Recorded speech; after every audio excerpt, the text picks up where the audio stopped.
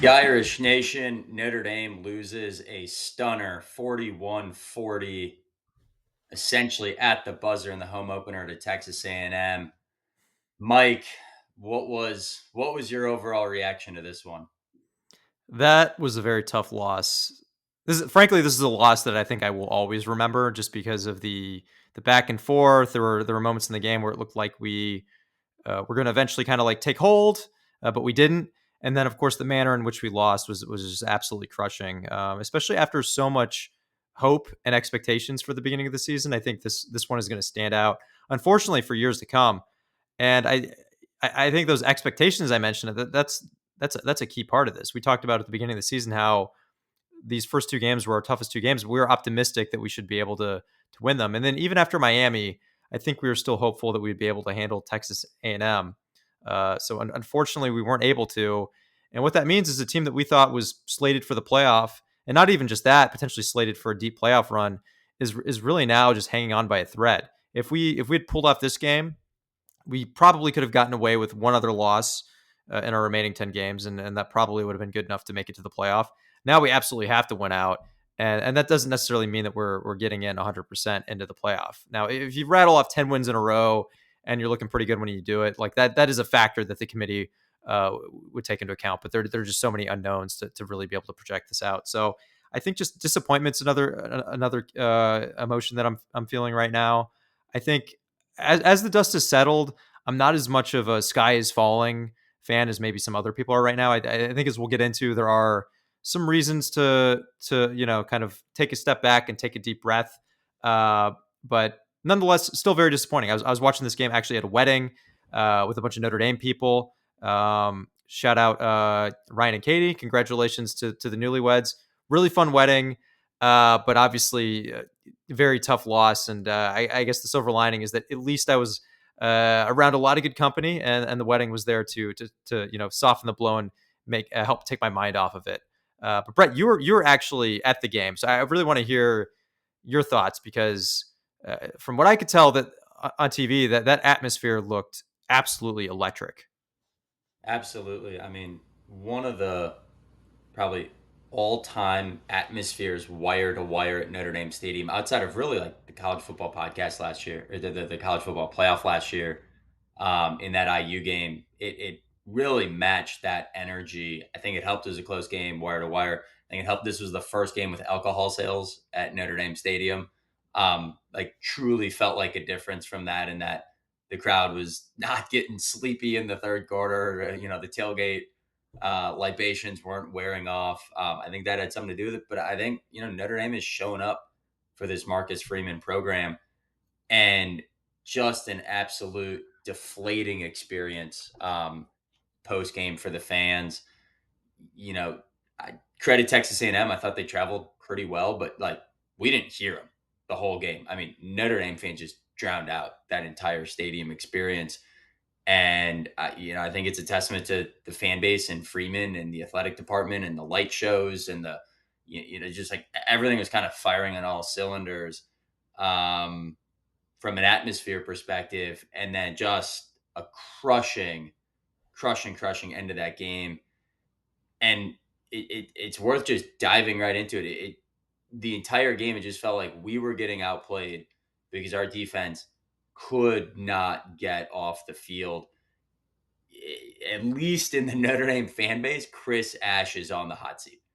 Um, I don't necessarily have that take two games in, but Mike, I think that's where this game has to start. When you give up 41 points, when you give up 20 plus yards, I think it was 23 yards per completion for Marcel Reed, when you only force two punts in this entire game, both early in the third quarter. Other than that 8-minute stretch, Notre Dame didn't force a punt for the other 52 minutes of the game. Not a good showing.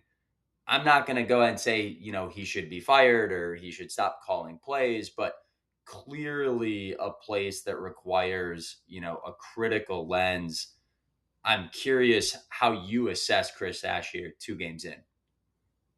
Well, I think you got to start with where our defense was last year. And so our defense last year, from our opinion, we were, Brett. I think me and you were of the mind that we were a top 3 unit, right? I think we'd say maybe Ohio State was the number one defense. So I think when we start from there, and then we accounted for the losses that we had, but like pretty much most of the coaching staff on the defensive side of the ball staying intact, aside from the defensive coordinator, and a lot of talent on paper, being back or stepping up. I think the expectation was, all right. Look, we're probably not going to be a top 3 defense, but top 10 seems totally reasonable as long as we don't do anything crazy. And I'm not ready to say that's what's happening. I think it's too early for that. But I think one criticism early is that the impression that we were given coming out of camp and throughout the offseason was that Ash would just be making tweaks to the system.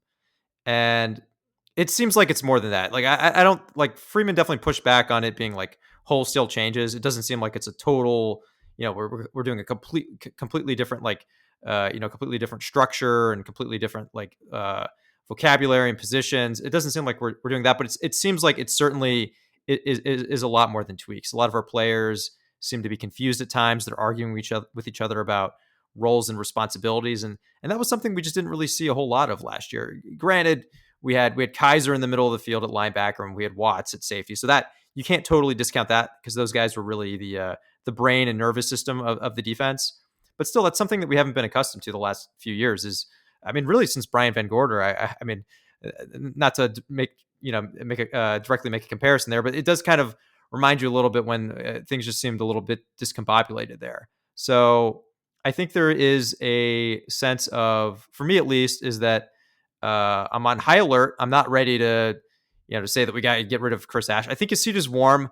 I don't even know that I would want to say his seat is hot because it seems kind of ridiculous to say that after 2 games. I think there's just, there are a lot of scenarios where, a new coach can get off to a little bit of a choppy start as he's feeling things out, but then he ends up being a good coach. I think that's certainly on the table. It's just too early to say. But if I'm Marcus Freeman right now, I'm taking a close look. I am trying to decide how much I actually need to intervene, because if we have another couple games of this, then I think it's like, oh man, okay, this is actually, we're getting into disaster mode pretty quickly. We're not there yet, but it's something where we certainly need to be paying a lot of attention to. And then I think just to kind of keep some perspective here, uh, we only lost by 4 points total against 2 potential top 10 playoff teams.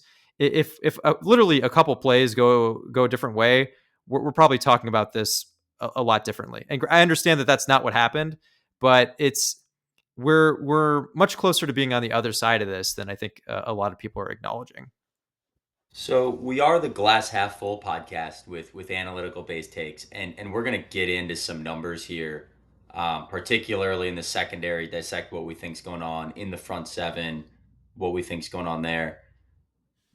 I'm gonna take actually a very positive spin on this, and this is not a ringing endorsement of Chris Ash. I want to be clear. What happened on defense Saturday night in South Bend is unacceptable. Like, we cannot be giving up 41 points a game and just getting torched for whatever it was, 470 some yards of offense. Like, that just can't happen.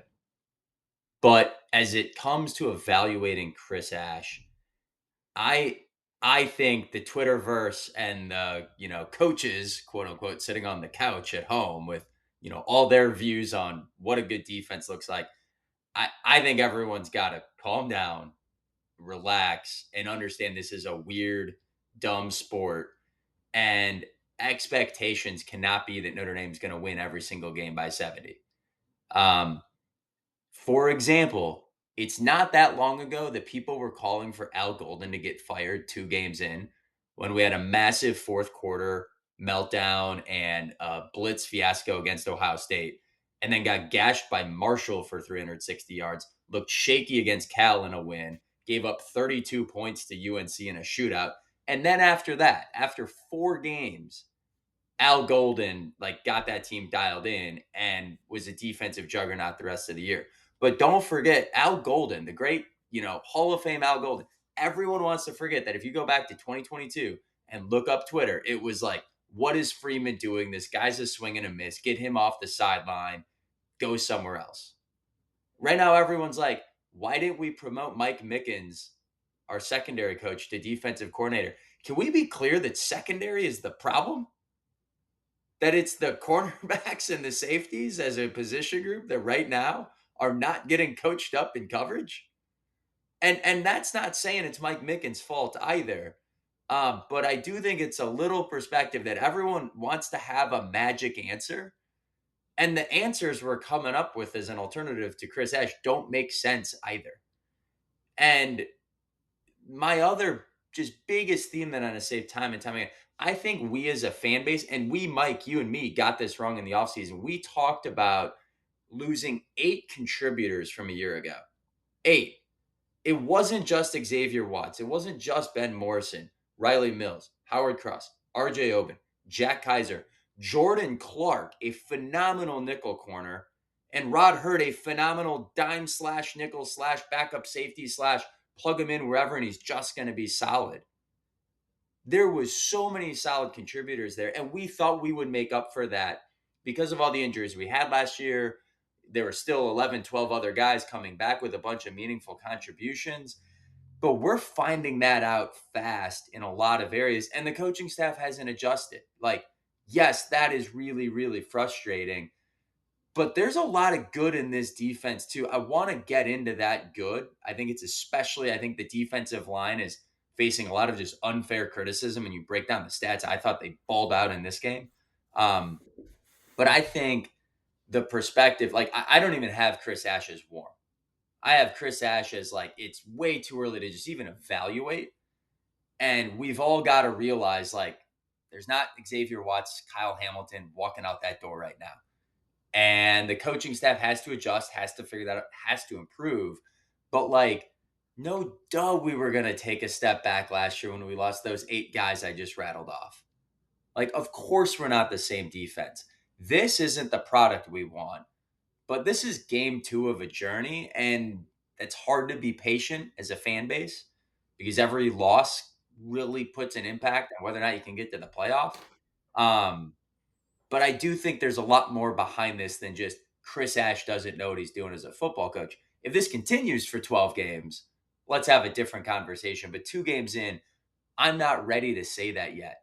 Um, so, Mike, with that, I do think it's worth spending time on the secondary. That is the biggest issue right now. Just about every metric you look at, we've gone from the number 1 secondary in the country a year ago to there's, stats out there that we're 114th out of 130 teams in pass coverage. We're 125th in passing explosiveness allowed. Like, just any way you look at it, it's not working.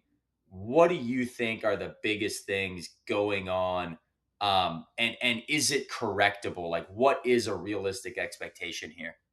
Well, I'll start with I think what are areas that we can rely on in the secondary. So obviously Leonard Moore is balling out, clearly a star. He's been grading out exceptionally well. I mean, it's only 2 games, but he's been grading out as we would expect for a player of his potential. In this game, targeted 5 times, only 1 catch for 11 yards, QB rating of 0 when targeted. That's exactly what we expected in terms of just a total lockdown corner. I would say Schuler has been solid, right? I think he's been. It's not. He certainly isn't Xavier Watts. He's not Kyle Hamilton, but he's been solid. And then I think one area that is hurting us is that Devontae Smith appears to be a solid nickel player, but unfortunately he's been a bit banged up, so he didn't really play much this game. And then after that, there's been a pretty big drop off with Carson Hobbs. And Hobbs is a young guy, he's a sophomore. I think the future still could be very bright for him, but particularly in this game against Texas A&M, yeah, he was seen getting exposed often on that slot wide receiver, which is where Texas A&M did a lot of damage. That's their speedy, their speedy player. So I think that's an area where if we had Devontae Smith the whole game, I think we hold up a little bit better. I think if Schuler didn't get that targeting and we had him around for some key stretches late in the game, I think that helps too.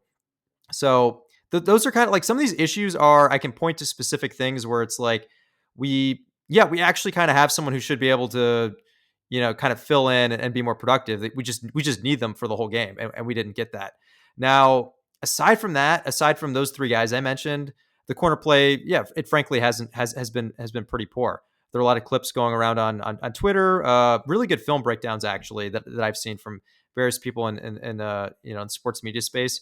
But they're showing just a lot of the Notre Dame corners just improperly using leverage. They're not jamming receivers when they should be. Their eyes are not necessarily in the right spot. And these are players who should be, they should have these fundamentals down. Some of these things seem correctable. Some of them, frankly, Brett, you and I talked about it. Some of these issues seemed like it was maybe a sense of instinct a bit, and that's what makes me nervous because those are those are things that I don't think are easily correctable. It's something where you can get better at it over time with a lot of reps, but there is also an element of like natural talent with that too. So I think the secondary will perform better just because we'll have Schuler not get targeting. We'll have hopefully Devontae Smith around for a whole game, and then maybe some of these young guys will improve, and then maybe someone like Christian Gray will perform more like we've seen him in the past. He's someone who's always bounced back, so I don't want to write him off yet.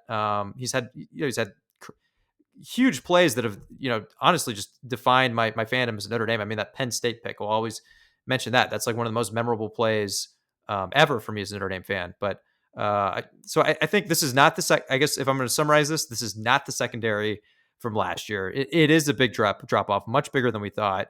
Not surprising to see Xavier Watts look like he's catching on in the NFL. Him catching on in the NFL, like it seems like he is.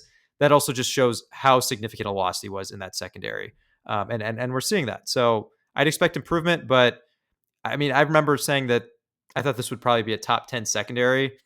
I mean, even with improvement, that feels really ambitious. I think at this point, I'm just hoping that they can become a competent unit at some point this year. And based on the track record of Mickens and some of these guys, I I think there's some hope that could happen. But I know we're not seeing it right now.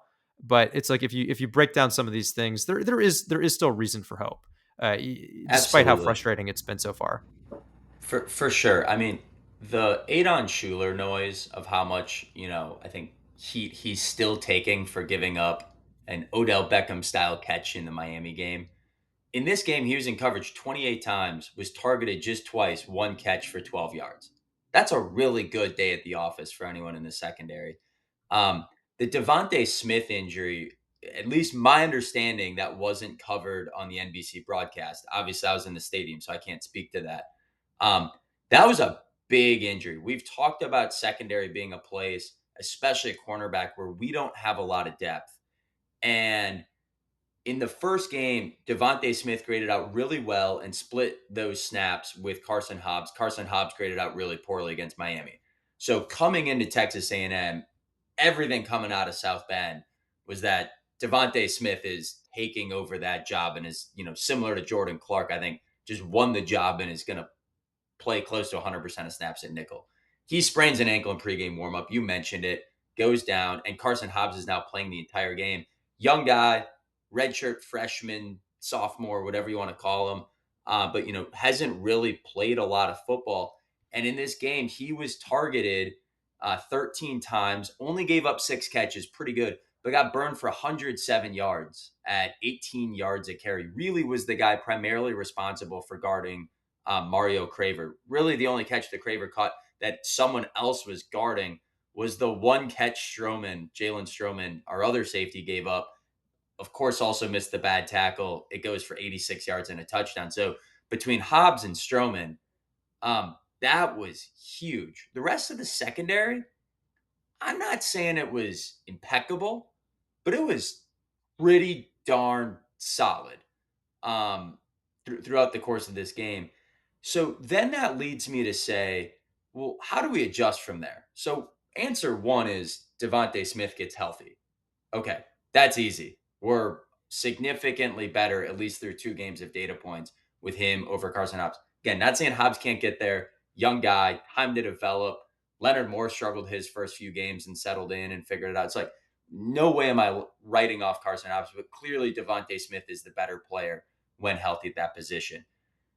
But then this is where I got to look at the coaching staff and say, how do we not make an adjustment to just keep watching Mario Craver just carve up Carson Hobbs and not double team him, not figure out another adjustment. And then Freeman's right. Like right now, everyone wants to say, well, why are we blitzing more? Why are we blitzing more? We actually blitz 35% of the time in this game. That's a really high rate, blitzing on 1 and 3 plays. And when you blitz, you lose that safety help. You lose the extra man in coverage to protect your back end.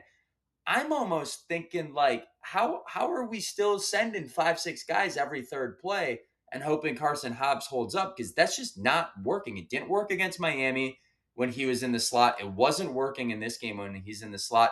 My other idea, and this is a big, like, depending on the defensive coordinator, it's a big, you'll see it go both ways of, does your cornerbacks always guard the same place on the field? Like, is Leonard Moore the left corner and is Christian Gray the right corner and is Carson Hobbs the slot corner? And that's how Notre Dame lines it up. There are other defenses, though, that say, nope, doesn't matter where they are on the field. Leonard Moore's our best corner. He's guarding their best receiver. Period. Doesn't matter where he is. He's following that guy around the field. Christian Gray's their second best corner. He's following around their second best corner. Now, I get it. That's harder in college. There's different techniques, different visions. You need to learn more assignments. Like, this isn't Darrelle Revis and, Richard Sherman in the NFL that are just pros at this. Like, there's more to coach and teach up. But at some point in this game, can we just all acknowledge that their slot receiver is carving us up? And can we just see if Leonard Moore is better at guarding the slot receiver? Like, can we just put Leonard Moore on Mario Craver after the, seventh catch that went for 20 yards? Like, there's got to be an adjustment there. That was frustrating for me. So there is one part, I think this unit, as the players can get better. There's another part, though, that there just wasn't an adjustment in this game that worked. And that just means Freeman got out coached. In fact, another thing I have right now is all of the attention is on Chris Ash. Have we just forgotten that Marcus Freeman was a defensive coordinator? Like, have we just forgotten that this is his specialty? This is his area of strength? Like, I'm not, leaving him off the hook. Even after the game, Freeman's like, honestly, I got to go back and watch the film to figure out what happened. I don't like that answer. Like, I need you figuring out what's happening at halftime. I need you figuring out what's happening between drives. And I don't put that entirely on the players. I put a lot of that on Chris Ash, but I put that on the entire coaching staff that at some point in this game, the same thing kept beating us over and over and over again. And we knew Devontae Smith wasn't playing. Like, we knew Carson Hobbs was the date we brought to this game, and he was going to be out there, and we had to figure out how to mask that weak link on our defense. And we didn't do it. And that is for sure on the coaching staff. But that doesn't mean I'm firing Chris Ash after 2 games. But we for sure have to figure out what's going on in that slot position. Hurt us big time now in the first 2 games. All right. Done with our secondary rant. Well, Brett, one Probably, I think go there's for it. one last thing we have to call out. So I think we're of the same mind. I agree with everything you said, but I think we also have to call out that it actually, unfortunately, could have been even worse because Worse, yeah. Marcel Reed missed quite a few just big chunk plays just through an errant pass. So as bad as it looked, it could have been worse. That's not to take away from these points that we made that give some reason for hope, but we got lucky in the sense that they could have carved us up even worse than they did. And I think the reason, by the way, this is a great segue into what's going on in our front seven. So I think after Miami, there's a lot of like, is our defensive line just not good? First off, Miami and Texas A&M are just emphatically, everyone expected them to be top 10 offensive lines. They are top 10 offensive lines. And in this game, to say that this was from a lack of pressure, a lack of sacks, we didn't win the trenches, that's just flat out wrong in the data. Our defensive line balled out in this game. We had a 43% pressure rate on Marcel Reed. There is a reason Marcel Reed completed, I believe, less than 50% of his passes in this game, because every single time he was under pressure, he was just really ineffective. In fact, I'm looking it up right now. He was 3 of 15 under pressure. Unfortunately, one of those completions was the game winner, but he was 3 of 15. So when we brought pressure, Marcel Reed couldn't hit the open guy. That's his big weakness. That's what he's, known for not being able to do. So we weren't sacking him, but we were destroying. Like the only successful thing we had going for us on defense is that we were generating a ton of pressure and it was getting them off schedule with incompletions. And then in the run game, really not much going there at all. I mean, they've got a great running back in Le'Veon Moss, but held him to just 4 yards per carry as a team, just 1.8 yards before carry, which really means that if you're giving up less than 2 yards before, that first, sorry, 2 yards before contact, 1.8 yards before contact, if that number is under two, your front seven is winning the game in the trenches.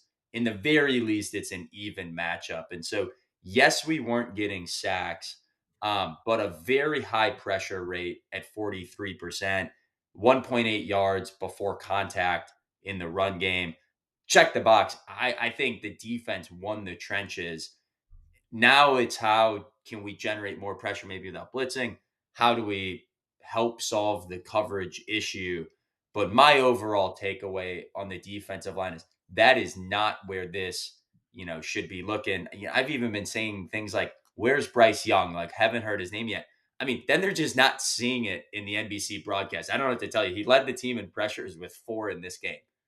And so I just think there's a big misunderstanding right now and an overreaction in the media and from the fans about what's going on. Notre Dame's defensive line, I thought, balled out in this game. Yeah, look, I would say I think it's important to bring up the run stats that you brought up because that shows that we held up very well against the run. Like it's not like we totally shut them down, but it was not a game changer for Texas A&M, and I expect that to be a strength for them as the season progresses. Great offensive line, really good back, mobile quarterback, and look, they weren't able to exploit it. You mentioned 4 yards per carry. It's not like Marcel Reed was just like running all over the place on us. I had his stats pulled up, but yeah, I mean, He Marcel had Reed 8 was. carries, 38 yards. Yep, that's Like, 8 times for 38 yards. Yeah, so look, he wasn't hell of killing a us job. there. So Yeah. so we held up against the run. I think what we're missing are it's those headline stats. Like the pressure rate was good, but we're falling a little bit short of generating havoc, right? So we had a 10% havoc rate, and obviously that's not all on the front seven, although a lot of it is on the front seven. But we're not getting those tackles for loss, those sacks, forced fumbles, and to me, I would say the situation seems like one where we're maybe close to seeing the defensive line make a jump. When you're getting those pressures, that tells me that you're getting closer. Maybe you're not quite there yet. And look, maybe some of these wrinkles that Ash added, maybe we're playing a tiny bit, maybe we're playing a little bit slower than we would otherwise. And then once they feel a little bit more comfortable, that half step slower we are, well, that kind of goes away over the next couple games. And now we're actually finishing the sacks, and this looks a lot different. So yeah, look, I think the headline havoc, the headline impact is certainly disappointing, but if you read between the lines here, I would say that pressure rate makes you feel like there could be something coming. It's just unfortunate that that we don't have that for the first 2 games of our season, which were our toughest games. But like, yeah, and you don't look. It's not like you even need to read in between the lines on the run defense stats. Those are just solid stats anyway. So I think, like we keep saying, we're a glass half full podcast. There are real things to look at that give me reason to believe that the defensive line and the front seven can become more of an impact unit as we get further into the season. After the game, and this is maybe my last thought on the defense and can flip to maybe the more positive side on offense. After the game, Freeman said, it's really easy for coaches to overreact when things don't go well. And you can actually make things worse, right? Like you start changing things that aren't broke, you start changing things that are actually a strength. Um, it's so true that fan bases, it's our job to be emotional. It's our job to be fired up. It's our job to overreact. Beat writers in the media, I hope they're delivering us good information. I think right now the beat writers are overreacting to a lot of this. Um, I hope the coaches don't overreact because when we break this down, we have one Achilles heel right now. The only thing that's really consistently beaten our defense in the first 2 games is explosive plays out of the slot. Like Malachi Tony at Miami and Mario Craver for Texas A&M. That's pretty much been the only offense that's beat us. So we've got to figure out how to defend the slot wide receiver better and adjust for that. The rest of the defense is playing really well in the run game, generating pressure. Our lockdown corner, Leonard Moore, is playing like a lockdown corner. Like, it's not entirely broke. We've got an Achilles heel, and we haven't figured out how to adjust. And that is excruciatingly frustrating. Like, that will make you cry in section 19, row 38, as a 34-year-old grown man last Saturday night. I'm definitely not talking about myself when I say that. Um, and and what I don't want to see happen is everyone overreact to this. And the last stat that I'm going to use to emphasize how I think everyone is just not getting the narrative right. Everyone wants to say Notre Dame is built on man-to-man pressure defense. It's all we do, and now we never do it anymore. Just to be clear, we ran man-to-man defense more than anyone else in the country. But what that meant was we ran it 57% of the time. 57. That means the other 43% of the time we ran zone.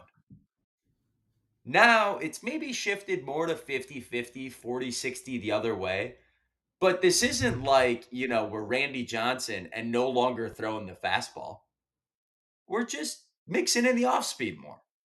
And we might have that wrong. We might, need to adjust back everything else. But this isn't like we've thrown out every single thing we did as a defense last year and just forgot it. We got a lot of new players. We have a really big Achilles heel. We got to figure out how to adjust to that. But I don't view this as a sky is falling situation yet. Certainly because of how I feel about our offense. But Mike, before we flip to the other side, any closing thoughts on defense we haven't covered?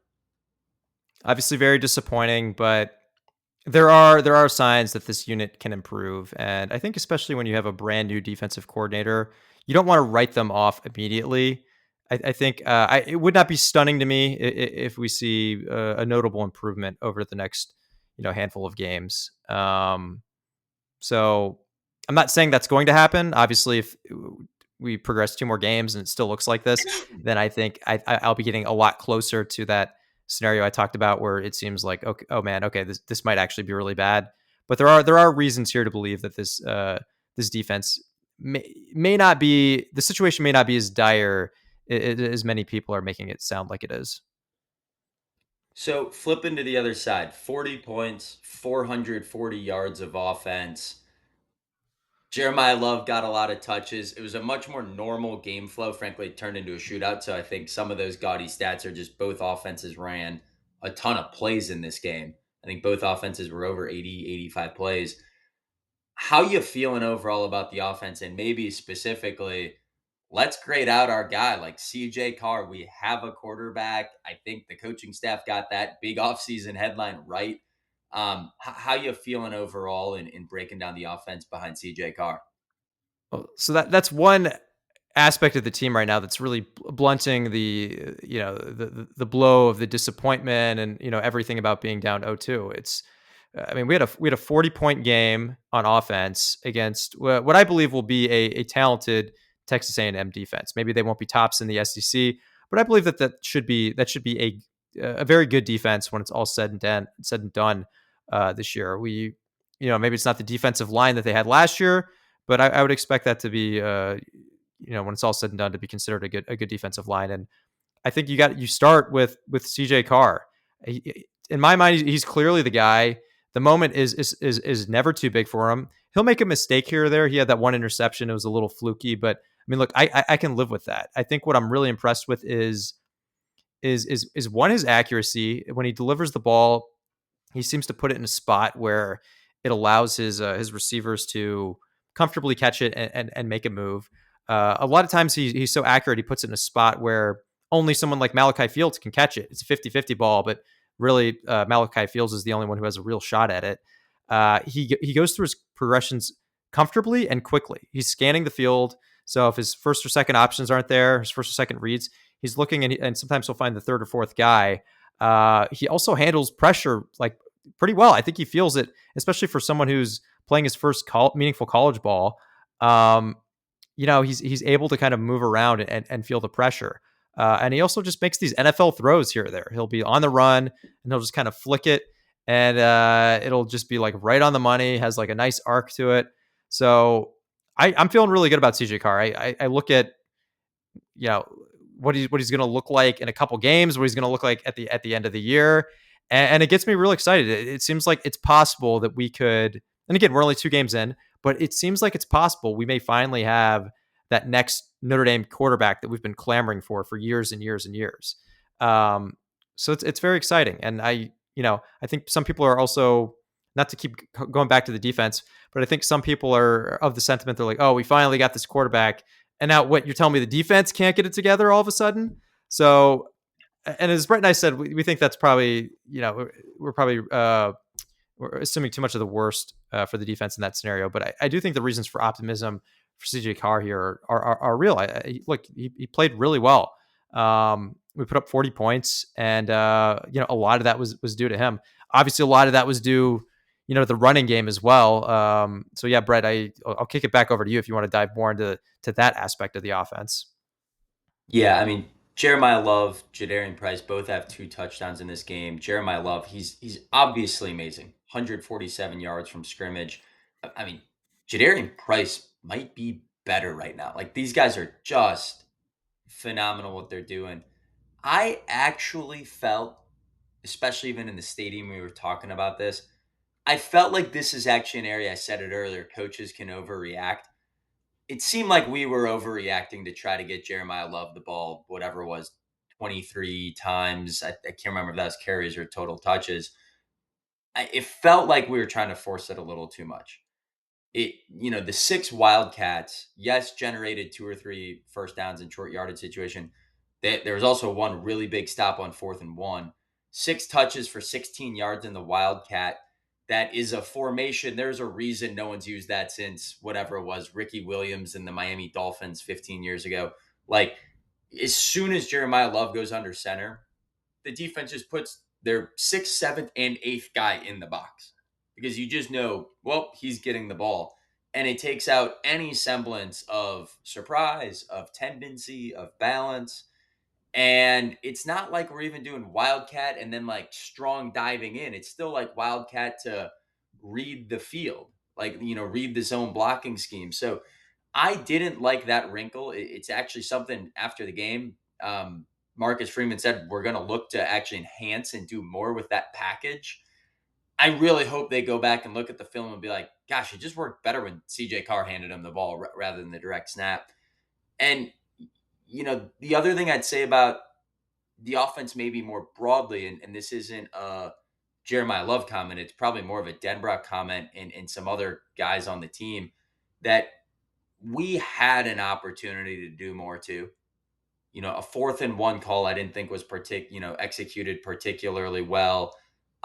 Late in the first half, it ends with CJ Carr inadvertently clapping his hands out of kind of frustration that the half was ending. But that's the snap single. Center snaps the ball. We fumble it, winds up Texas A&M gets a field goal attempt. But 2 plays before that, just really poor execution. I believe in a 2nd and short situation that led to the 3rd and long, and then we weren't able to pick it up.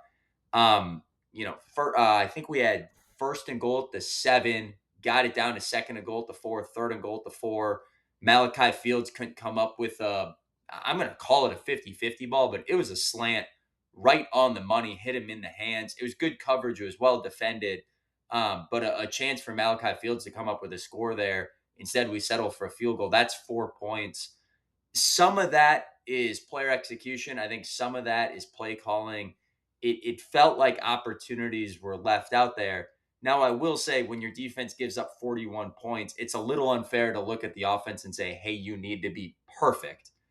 And, they were near perfect and we needed perfection. So I'm not going to look into that too hard.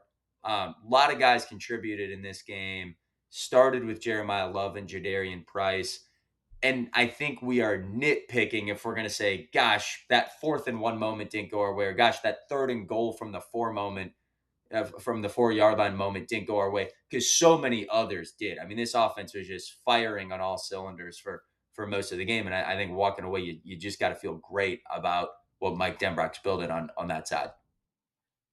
Yeah, totally agree. I look, I was also impressed with the improvement on the offensive line, because that was a big headline coming out of Miami. It was just uh, how dismal they performed. And we talked about how that wasn't the full picture. Like the run blocking was actually okay. It was really the pass protection is where they really struggled against Miami. Although we were able to limit that a little bit just because we were just doing a lot of short, non-aggressive throws with CJ Carr. In this game, I think the offensive line, like they held up. They held up well. They graded out. Not that you want to put too much stock into these Pro Football Focus grades, but for the record, they did actually grade out much better on Pro Football Focus. Only 8 pressures allowed, resulting in 1 sack. So from a pass protection standpoint, that's obviously a much better day in the office. And the training wheels were certainly. It felt like to me they were off for CJ Carr. I'm sure there's still some things we held back, but it felt like we were allowing CJ to kind of hang back in the pocket a little bit more. So this feels like a real stat, a 27% pressure rate. That's pretty, I think that's pretty solid. If it was against like Purdue or like a weaker team on our schedule, then that would be a little bit concerning. But against a team like Texas A&M, that's known for having a really good defensive line, I think that's solid. And then on top, I think what you have to call out here is that Texas A&M blitzed 53% of the time. So they were really their blitzes weren't as effective as they would like, and you give the offensive line credit there. Um, Hmm. and then in the run game, look, I think they. Yeah, I mean, you mentioned like the backs and the run game in general, but obviously they get a lot of credit for that as well. 4.4 yards per carry. Um, it's only 1.6 before contact, but look, again, it's a stout defensive line, and it's not like look, that's not great, but it's not terrible. And I think certainly overall the picture for the offensive line is that they held up a lot better. So that's not as much of an area of concern for me moving forward. Whereas after the Miami game, it felt like something to keep an eye on. So from my standpoint, I think that's it's like the offense is rounding into form. The aspects that were kind of a little bit worse off in game one, it seems like they're seeing that improvement that we want to make, which is at least on that side of the ball, that's what you want to see. So stepping back, just kind of going through our notes, what else didn't we cover? Notre Dame got their butt kicked in the middle late. We mentioned the fumble, snap, clap. Um, I then thought actually immediately after that, we went into prevent defense with 5 seconds left, and they were at about the 45-yard line. Well, they had 5 seconds and a timeout. They had plenty of time to pick up 5 to 10 yards, get down, call a timeout, kick a field goal, and they did just that. So just I didn't like the coaching decision there. I thought there were multiple times where Mike Elko was the better coach in this game. Um, Second one, I wanted to call out great news coming out of Texas A&M. I believe the young man's name was Bryce Anderson. One of the scariest injuries I've ever seen live. It's super emotional when they're calling the parents down onto the field during an injury timeout. In fact, we had 2 friends with us who are from College Station, and they were actually on the flight back sitting next to that player's father. And so, we kind of knew Sunday afternoon that the positive update that's now come out here through the media this week that he is on the road to a full recovery, has all of his feeling. Mike Elko thinks he'll be back on the football field this year. Just great, great news. Um, and then maybe the last thing is the refs. I can't believe I'm saying this. I thought the refs called a great game. I thought they called a really, really great game for 59 minutes and 45 seconds. And then I thought they were the worst officials I have ever seen in my life. So what do I mean by that? Again, this entire game I thought was a great call. Like Texas A&M fans were mad about the holding on the kickoff, that touchdown they had that was called back. I mean, the dude just tackled our guy blocking, like just the most blatant hold of all time. Adon Schuler, I thought that was targeting. Like, was it soft? Yes. But did he come in with the crown of his helmet? If you come in with the crown of your helmet on a quarterback, you're putting the officials in a position you shouldn't be in. And so, I don't love the call, but you can't lead with the crown of your helmet in 2025. But at the end of the game, on 4th and 11, Donovan Heinisch blew up Texas A&M center and right guard. I mean, just blew him up and had a clear line of sight to Marcel Reed. And the offensive lineman like just literally grabbed Heinisch around the waist from behind and pulled him down. Like it wasn't even attempting to be a block. It wasn't even like a jersey grab. I mean, it was like a two-hand bear hug around the waist, like pull him to the ground from behind. It was the most blatant holding call of all time. And if they make that call, they're staring at 4th and 21 with 11 seconds left, and I sure like our chances to win.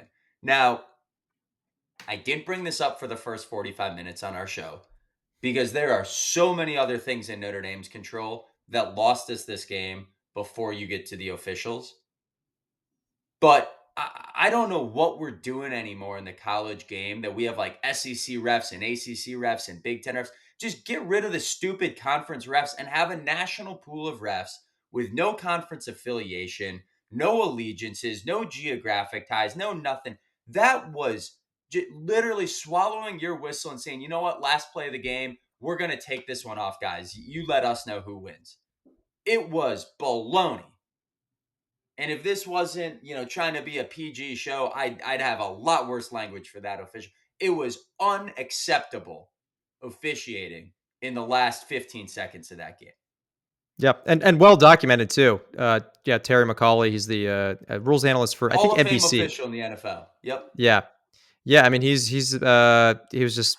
I mean, I feel like that's basically been the topic of his X account. Like the last week, he's just like tweeting at Texas A&M fans. He's like, hey, look here, look. Let me just explain to He's doing you the Lord's why is it work. back. Yeah, so I'm with you. I mean, I don't like focusing on the officiating because I also like to think that ideally we wouldn't have even have been in that situation to begin with, right? But that was, I mean, that is a very clear example where you can point to poor officiating and say, actually, this did have a direct impact on what happened in this game. It's unfortunate because Heinisch, I mean, that was a heck of a play. I mean, when Brett and I were talking earlier about we're seeing some signs from the defensive line, right? I mean, that is an example. That was almost a Good sure on the short. line, and he makes like what should be a game-saving play. Kurt Heinisch Exactly. made a game-saving play, and the ref said, "Nah, sorry, man." Yeah, and I'm with you on the targeting. I think, yeah, I mean, by the way the rule is written, yeah, I mean, I think technically it was. It's just whenever it's not helmet to helmet, that's when people kind of get a little it gets a little dicey, and I think that's when people think it's soft. But look, I think technically it was targeting. It is unfortunate though, because that's again we talked about our secondary kind of breaking down, not having Schuler. That definitely made a difference as well. So just a very unfortunate way to lose. I think certainly if we do end up winning out, and Texas A&M and Miami both look like playoff teams. Well, I don't think the committee would. I don't think they'll overlook how this game ended. I think there will be a sentiment of, oh, okay, actually, maybe this Notre Dame team is really good, and maybe they should have won that game. Actually, maybe they kind of got robbed, and so then maybe you're not really getting dinged a whole lot for something like that. So, which I think look, and Brett, I think that is actually a good segue to the next the next and final topic on Texas A&M, Yeah. and that's what is the panic meter? What is the panic meter, for the season in terms? What is it for our playoff odds? And then more broadly, what is it, for the program? Curious to, hear your thoughts first. So right now, Vegas gives us a 20 to 25% chance to make the playoff. And depending on the model you look at, ESPN says we've got about a 9% chance to win out. Some other models I've seen have it higher at about 30%. But what that's really saying is Notre Dame needs to win out. But if we win out, we're in. And just for context on that, last year there were only two Power Four schools that had two losses and didn't get into the playoff. Those schools were Miami and BYU with way worse strength of schedules last year than Notre Dame has this year. And they lost two of their last three games. Both of those teams were undefeated and lost some really, really bad games to unranked opponents at the end of the year that knocked them out of contention, that they kind of put them on the outside of the bubble. If Notre Dame has these two losses to like playoff caliber teams early in the season, wins 10 in a row, like you heard it here first, there's no way a 10-2 team, a 10-2 Notre Dame team especially, is not getting into the college football playoff. So that leaves me with I'll flip it glass half full rather than kind of a panic meter. What's my confidence meter? It's a 2 to 3 out of 10 because that's what it's going to take to win out. So my confidence meter is at 2 to 3 when I look at this season. But when I step back and think about, you know what, in the years that Notre Dame is not going to contend for a title, we are going to have coin flip classics. Like literally, last play of the game could go either way, flip a coin, don't know who's going to win in top 10, top 15 matchups. That is where we've been begging for this program to be.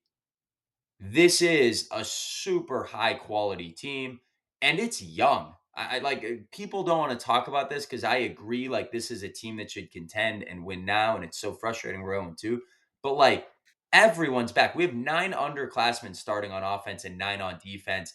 And out of that group, the only ones that I think are going to the NFL draft is like Jeremiah Love, maybe Jadarian Price.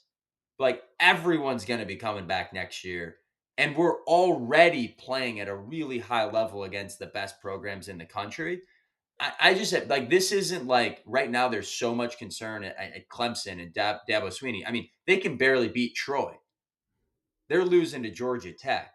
Now, I think Georgia Tech's a really good football team this year, but like, that's a program that, yeah, okay, you're struggling and you're sputtering on both sides.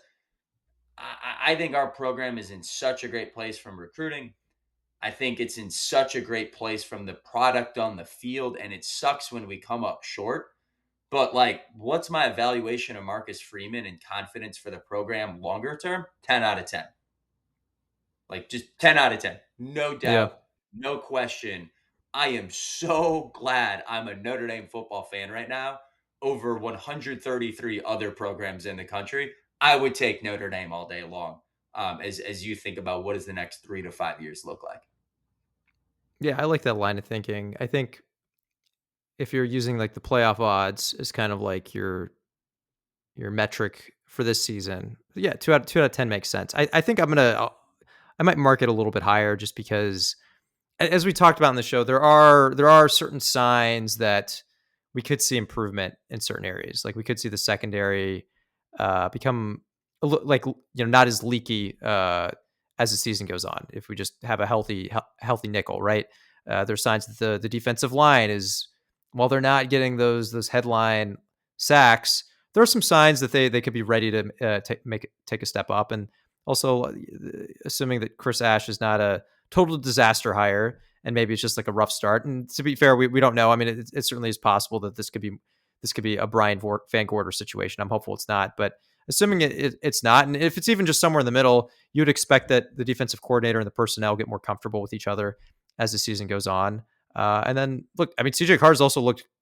I think he's looked great through 2 games, and he only has 2 games of experience. So I think you also have to like write in some improvement for him. So you kind of take into account all these factors. You take into account the fact that I think the program still has a very good culture. I think they have a great group of coaches that know know this team in and out, and they've demonstrated that in the past. I think that gives you a situation where like the ability to pivot, the ability to figure things out and get that improvement. I think it's a situation that's it's like an institution effectively that's about as well suited to do that as possible. It's not a guarantee, but look, we also know Marcus Freeman's going to turn every possible stone that he can find to try to get to the right answer. So these are the things that give me hope. But look, I can't go. We started out 0-2 and we have no cushion. So it's not like I'm marking up from a 2 to like an 8. I'm going up from like a 2 to maybe a 3 or a 4. So I'm giving a couple extra points because I think that there is some hope.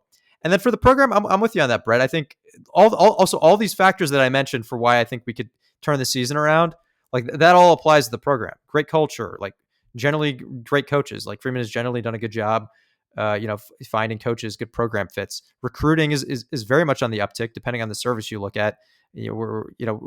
Any of them were a top recruiting class. I think as of today, like I think in Rivals right now, if you just focus on that one, I think they actually have us as the number 1 recruiting class.